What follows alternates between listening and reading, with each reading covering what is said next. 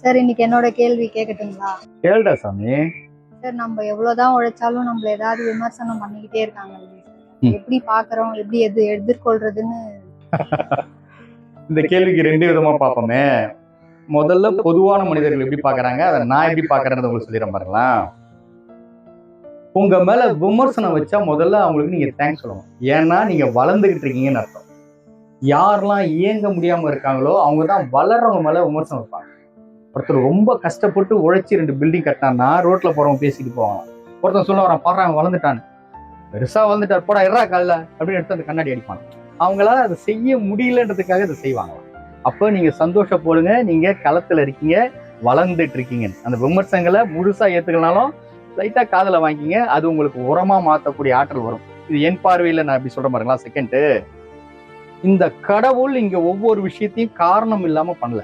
நமக்கு 6 அறிவு படிச்சதாகட்டும், ஈகோவாகட்டும், போராமையாகட்டும், இது எல்லாம் காரணத்தோட தான் அவர் செஞ்சிருக்காரு நான் நம்புறேன்.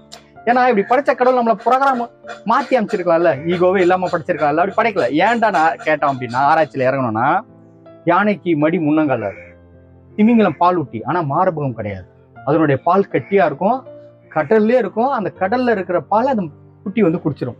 இது ஒவ்வொன்றுத்துக்கு பின்னாடி காரணம் இருக்கு. என்ன காரணம்? மனிதனுக்கு ஈகோ விமர்சனம் இருக்கிறதுக்கு என்ன காரணம் அப்படின்னு கேட்டீங்கன்னா, நம்மளை பூமி பந்ததுக்கு அணைச்சதுக்கு காரணம் என்னன்னா, தலைமுறையை கடத்துறதுக்காக தான் நம்ம இந்த வேலைக்கு வந்துடுவோம். தலைமுறையை கடத்தணும்னா நல்ல விதை. நம்ம கிராமங்களில் பார்த்தீங்கன்னா உங்களுக்கு தெரியும், நல்லா விளைஞ்ச மரத்துலேருந்து தான் விதை எடுக்கும். பட்டுப்போன மரத்துலேருந்து எடுக்க மாட்டான். நல்ல விதை வேணும்னா உங்களுக்குள்ள இருக்கிற போட்டி வேணும். நீங்க களத்தில் இருக்கணும்.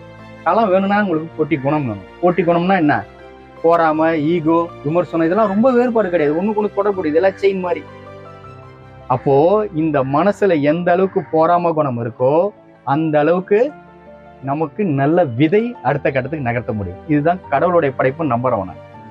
நம்மளுடைய சக மனுஷன் தான் நம்மளை கட்டமைச்சிருக்கான். இதை வளர விட்டுக்காதீங்க. இங்க எல்லாருக்கும் வாழ தகுதியை கொடுங்க, போராமையை அடக்கி ஆளுங்க, உதவி குணத்தை எல்லாருக்கும் செய்யுங்க அப்படின்னு சக மனுஷன் தான் சொல்லித்தரான். புரியுதா? போராமை ஒரு விதத்துல நல்லதுதான், அதை நீங்க கட்டியால தெரிஞ்சா. சரியா சாமி? வாழ்த்துக்கள் தான்.